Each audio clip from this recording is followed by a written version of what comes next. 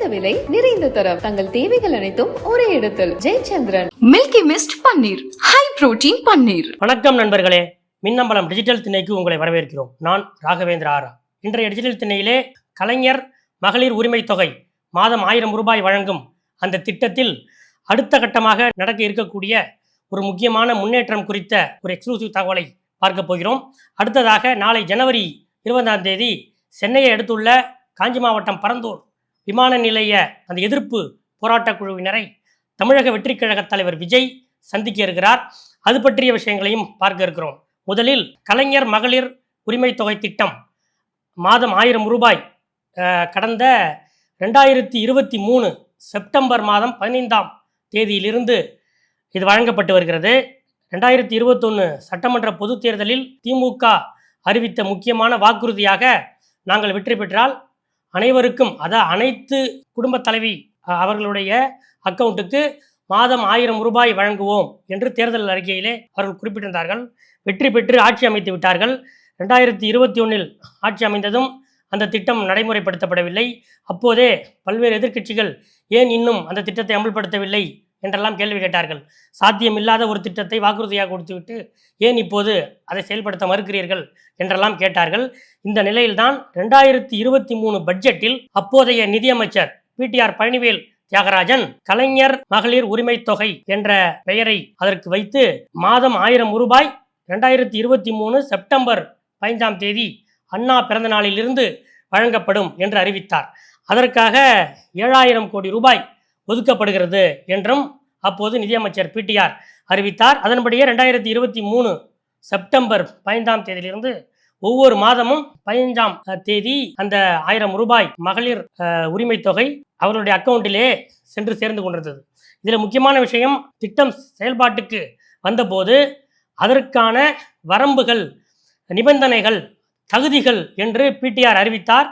அது அப்போது மிகப்பெரிய ஒரு சர்ச்சையை ஏற்படுத்தியது. ஆனபோதும் அதில் அரசாங்கம் இன்று வரை தெளிவாக இருக்கிறது. அதாவது கலைஞர் உரிமை மகளிர் தொகையை பெறுவதற்கு என்னென்ன குவாலிஃபிகேஷன், என்னென்ன தகுதிகள் என்று கேட்கும்போது அதை பெற இயலாத, நீங்கள் எந்தெந்த கிரைட்டீரியாவில் நீங்கள் இதுக்கு உள்ளே வரமாட்டீங்க என்ற ஒரு அந்த பட்டியலையும் அரசு அறிவித்தது. அதன்படியே ஆண்டுக்கு 2.5 லட்சம் ரூபாய் வருமானம் ஈட்டும் குடும்பங்கள் இதில் அவர்களுக்கு இந்த 1000 ரூபாய் வழங்கப்படாது. அதாவது வருஷத்துக்கு 2.5 லட்சம் ரூபாய் ஈட்டி நீங்கள் வருமான வரி கணக்கு தாக்கல் செய்தால் உங்களுக்கு 1000 ரூபாய் கிடையாது. அதே போல் மாநில மத்திய அரசு ஊழியர்கள் மற்றும் வங்கி ஊழியர்கள், வாரியங்கள், உள்ளாட்சி அமைப்புகள், பொதுத்துறை ஊழியர்கள், கூட்டுறவு அமைப்புகளின் ஊழியர்கள், இவர்களுக்கு மாதம் 1000 கிடையாது. இந்த பணியில் ஈடுபட்டு இப்போது ஓய்வு பெற்று ஓய்வூதியம் பெறும் அவர்களுக்கும் இந்த 1000 ரூபாய் கிடையாது. அதே போல தேர்ந்தெடுக்கப்பட்ட மக்கள் பிரதிநிதிகள், அவர்கள் ஊராட்சி மன்ற வார்டு மெம்பரிலிருந்து எம்பி வரைக்கும் அவர்களுடைய குடும்பத்தினருக்கு இந்த மகளிர் உரிமை தொகை இல்லை. சொந்த பயன்பாட்டுக்காக car, jeep, tractor, lorry, bus போன்ற 4 சக்கர வாகனங்கள் வைத்திருந்தால் உங்களுக்கு 1000 ரூபாய் கிடையாது. இப்படியாக பல்வேறு நிபந்தனைகளை அப்போது பிடிஆர் அறிவித்தார். இதற்கு எதிர்ப்பு பலமாக இருந்தது. ஆன போதும் தமிழ்நாட்டில் சுமார் 2.5 கோடி ரேஷன் அட்டைகள் இருக்கின்றன. இந்த நிலையில் அவ்வளவு பேருக்கும் 1000 ரூபாய் கொடுக்க முடியாது.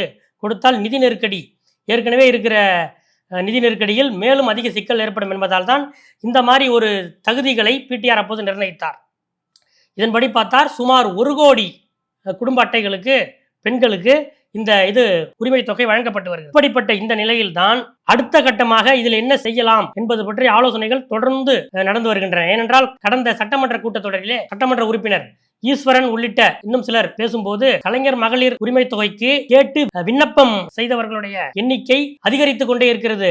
ஆனால் அவர்களுக்கு இன்னும் அது பற்றி எந்த விதமான ஒரு முடிவும் அரசாங்கம் இன்னும் எடுக்கவில்லை. எனவே கலைஞர் மகளிர் உரிமை தொகை பெறுகிற பெனிஃபிஷரிஸோட எண்ணிக்கையை அதிகப்படுத்த வேண்டும். அதற்கு புதிதாக கொடுக்கப்பட்டுள்ள விண்ணப்பங்களை பரிசீலித்து அரசு உடனடியாக நடவடிக்கை எடுத்து அவர்களையும் சேர்க்க வேண்டும் என்று ஈஸ்வரன் கோரிக்கை வைத்தார். இந்த கேள்விக்கு சிறப்பு திட்ட செயலாக்கத்துறை அமைச்சரும் துணை முதலமைச்சருமான உதயநிதி ஸ்டாலின் பதில் சொன்னபோது, உங்களுடைய தொகுதியில் மட்டுமல்ல, என்னுடைய திருவல்லிக்கேணி சேப்பாக்கம் சட்டமன்ற தொகுதியிலும் நான் போகிறப்பெல்லாம் மக்கள் இதை தான் கேட்குறாங்க. இங்கே மட்டும் இல்லை, தமிழ்நாட்டில் எந்த பகுதிக்கு சென்றாலும் பெண்கள் என்னிடம் இதைத்தான் கேட்கிறாங்க. அதனால இது பற்றிய ஒரு அடுத்த கட்ட அறிவிப்பு விரைவில் வெளியிடப்படும். அதாவது விண்ணப்பம் செய்த 3 மாதங்களுக்குள் இதற்கான முடிவு அறிவிக்கப்படும். இது பற்றிய உரிய அறிவிப்பு முதலமைச்சரின் அனுமதி பெற்று விரைவில் வெளியிடப்படும் என்று சட்டமன்றத்தில் அறிவித்தார். இந்த நிலையில்தான் இப்போ நடந்து முடிந்த பொங்கல் பண்டிகையை ஒட்டி அதற்காக சிறப்பு நிதி தொகுப்பு முதலமைச்சர் ஸ்டாலின் வழங்குவார் என்ற எதிர்பார்ப்பு எல்லாரிடமும் இருந்தது. ஆனால் அந்த கரும்பு, அரிசி, சர்க்கரை உள்ளிட்ட வெல்லம் உள்ளிட்ட அந்த பொருட்கள் தான் வழங்கப்பட்டதை தவிர நிதி தொகுப்பு இந்த முறை பொங்கலை ஒட்டி மக்களுக்கு வழங்கப்படவில்லை. அதே போல இப்போது ஈரோடு கிழக்கு சட்டமன்ற தொகுதி இடைத்தேர்தலுக்கு பிரச்சாரத்துக்கு செல்லும் போது அமைச்சர் முத்துசாமி, ஈரோடு எம்பி பிரகாஷ், வேட்பாளர் வி.சி. சந்திரகுமார் உள்ளிட்ட நிர்வாகிகள்லாம் பிரச்சாரத்துக்கு போகும்போது ஒவ்வொரு வீதியிலும் மக்கள் 2 முக்கியமான கோரிக்கைகளை அமைச்சர் முத்துசாமியிடம் வைத்திருக்கிறார்கள். ஒன்று, பொங்கலுக்கு ஏன் 1000 ரூபா கொடுக்கல? ஸ்டாலின் உங்களுக்கு சீதனமாக தானே அப்படின்னு சொன்னார்ல, ஏன் அது கொடுக்கல என்ற ஒரு கேள்வி. இன்னொன்று, மகளிர் உரிமை தொகை மாதம் 1000 ரூபாய் திட்டம் இன்னும் இங்கே பலருக்கு வழங்கப்படவில்லை, விடுபட்டு போனவர்களுக்கு வழங்கப்படவில்லை என்ற 2 முக்கியமான விஷயங்களை ஒவ்வொரு வீதியிலும் ஒரு சிலராவது அமைச்சர் முத்துசாமியிடம் எடுத்து வைத்திருக்கிறார்கள். இதை அமைச்சர் முத்துசாமி முதலமைச்சர் ஸ்டாலினுடைய கவனத்துக்கும் எடுத்து சென்றிருக்கிறார் என்று சொல்கிறார்கள். இது மட்டுமல்ல, பொங்கல் பண்டிகைக்கு 1000 ரூபாய் கொடுக்க வேண்டும் என்று கூட்டணி கட்சி தலைவர்கள் அத்தனை பேரும் வலியுறுத்தினார்கள். எதிர்க்கட்சி தலைவர்கள் வலியுறுத்தினார்கள். அதிமுக ஆட்சி காலத்தில் 5000 ரூபாய் கொடுக்கணும் அப்படின்னு கேட்டீங்களே, இப்போ நீங்கள் ஆட்சிக்கு வந்த நிலையில் ஏன் 1000 ரூபாய் கூட கொடுக்கவில்லை என்று அதிமுக தரப்பில் இருந்து கேள்வி மேல் கேள்விகள் கேட்டுக்கொண்டிருக்கிறார்கள். அமைச்சர்களே கூட ஒவ்வொரு மாதமும் 1000 ரூபாய் போடுறோம்ல, அதுமாரி தை மாதத்துக்கு எக்ஸ்ட்ரா இன்னொரு 1000 அப்படின்னு நினச்சிட்டு இதை போட்டுக்கலாமே, எங்கே போனாலும் மக்கள் இதை கேட்குறாங்க என்று அமைச்சர்களே கூட இதை பற்றி பேசுகிற ஒரு நிலை ஏற்பட்டது. இப்படி எதிர்க்கட்சிகள், கூட்டணி கட்சிகள், திமுக அரசினுடைய அமைச்சர்கள் வரைக்கும் இந்த விஷயத்தை சீரியஸாக பேசுகிறார்கள். ஏனென்றால் மக்களிடம் அது அவ்வளவு ஆழமாக போய் சேர்ந்திருக்கிறது என்ற விஷயங்கள் முதலமைச்சருடைய கவனத்துக்கு எடுத்து செல்லப்பட்டன. இந்த நிலையில்தான் இந்த பொங்கல் தொகை வழங்கவில்லை என்ற அதிருப்தி ஒரு பக்கம், இன்னொரு பக்கம் கலைஞர் மகளிர் உரிமை தொகை இன்னும் புதிய விண்ணப்பதாரர்களுக்கு வழங்கப்படவில்லை என்ற அதிருப்தி இருக்கிறது. இதையெல்லாம் ஈடுகட்டும் வகையில், இதையெல்லாம் சரிக்கட்டும் வகையில் ஒரு முக்கியமான அறிவிப்பு விரைவில் வர இருக்கிறது என்று சொல்கிறார்கள். அது என்னவென்றால், இதுவரை மாதம் 1000 ரூபாய் என்று வழங்கப்பட்டு வந்த கலைஞர் மகளிர் உரிமை தொகை விரைவில் 1500 ரூபாயாக உயர்த்தி வழங்கப்பட இருக்கிறது என்பதுதான் அந்த தகவல். இதை வருகிற ஜூன் 3ஆம் தேதி மறைந்த முன்னாள் முதலமைச்சர் கலைஞர் பிறந்த நாளில் அநேகமாக முதலமைச்சர் ஸ்டாலின் அறிவிக்கலாம் என்றும் ஒரு ஆலோசனை கோட்டை வட்டாரத்தில் தீவிரமாக நடைபெற்று கொண்டிருக்கிறது. 1000 ரூபா என்பது 1500 ரூபாயாக, ஏனால் தேர்தலுக்கு முன்பாக கிட்டத்தட்ட சுமார் 6 மாதங்களுக்கு மேலாச்சும் இது வழங்கப்பட வேண்டும் என்பதில் முதலமைச்சர் உறுதியாக இருக்கிறார். அதாவது உயர்த்தப்பட்ட இந்த கலைஞர் மகளிர் உரிமை தொகை தேர்தலை ஒட்டி வழங்கப்பட்டதாக இருக்கக்கூடாது. தேர்தலுக்கு முன்பே, அதாவது 2025ஆம் ஆண்டிலேயே இதை ஆரம்பித்து விட வேண்டும் என்பதாலும், அது சம்பந்தப்பட்ட நிதி விஷயங்கள், எப்படி நிதி விவகாரங்களை எப்படி கையாள்வது, எப்படி எதிர்கொள்வது என்பது பற்றிய ஆலோசனைகள் அதிகாரிகள் வட்டாரங்களில் தீவிரமாக நடைபெற்று கொண்டிருக்கின்றன. முதலமைச்சர் இதில் முடிவெடுத்து விட்டார். 1000 ரூபாயை 1500 ரூபாயாக ஆக்குவது என்பது முதலமைச்சர் இந்த உயர்த்துவது என்ற முடிவை எடுத்துவிட்டார். அதை எப்படி, அந்த நிதி ஆதாரங்களை எப்படி கையாள்வது என்பது பற்றிய ஆலோசனைகள் இப்போது நடந்து கொண்டிருக்கின்றன. அது மட்டுமல்ல, இந்த 1000 ரூபாய் 1500 ரூபாய் ஆக உயர்வது மட்டுமல்ல, புதிய விண்ணப்பதாரர்கள் அவர்களையும் சேர்த்து பயனாளிகள் எண்ணிக்கையும் அதிகரிக்க வேண்டும் என்பதும் இதில் இருக்கிறது. அதனால் இப்படி ஒரு ஜாக்பாட் அறிவிப்பு விரைவில் வெளியிடப்பட இருக்கிறது என்பதுதான் கோட்டை வட்டாரத்திலிருந்து நமக்கு கிடைத்திருக்கிற ஒரு எக்ஸ்க்ளூசிவ் விஷயம். இதையடுத்து நாளைக்கு ஜனவரி 20ஆம் தேதி தமிழக வெற்றிக் கழக தலைவர் விஜய் காஞ்சிபுரம் மாவட்டம் பரந்தூர் விமான நிலையத்துக்கு எதிர்ப்பு தெரிவித்து சுமார் 2.5 வருடங்களுக்கு மேலாக போராடி வரும் மக்களை சந்திக்க செல்கிறார்.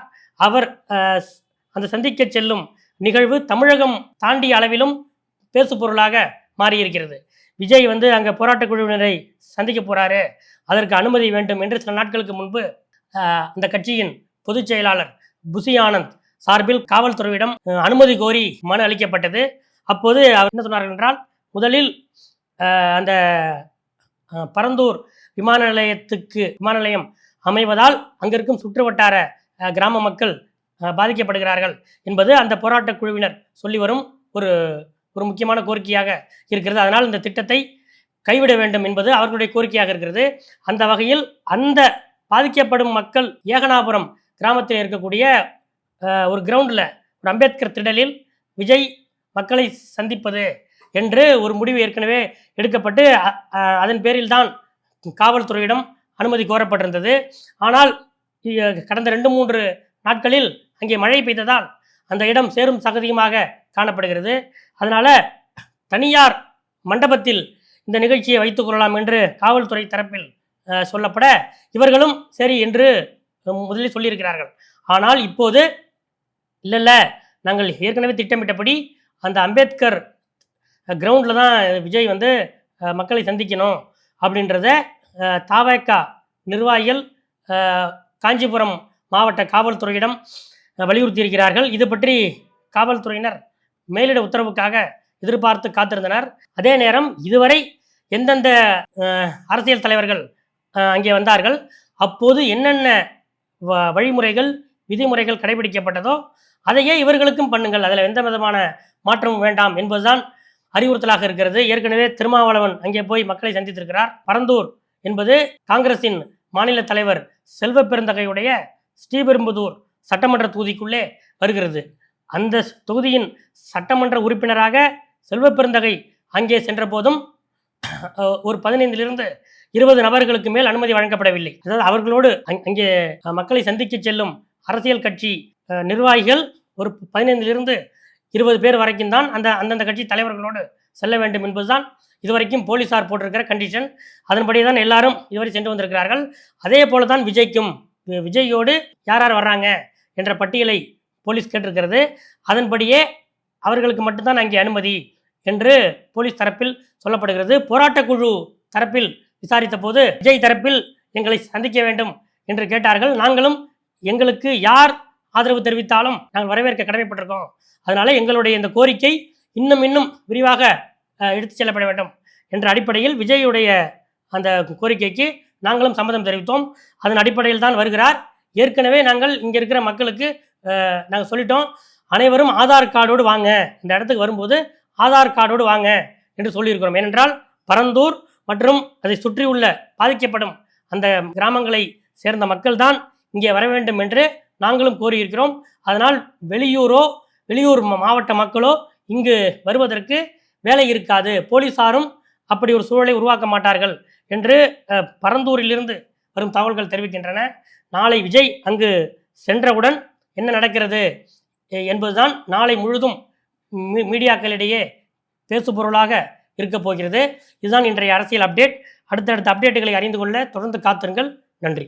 குறைந்த விலை நிறைந்த தரம், தங்கள் தேவைகள் அனைத்தும் ஒரே இடத்தில். ஜெயச்சந்திரன். மில்கி மிஸ்ட் பன்னீர், ஹை புரோட்டீன் பன்னீர். மின்னம்பலம்.com தமிழின் முதல் மொபைல் பத்திரிகை.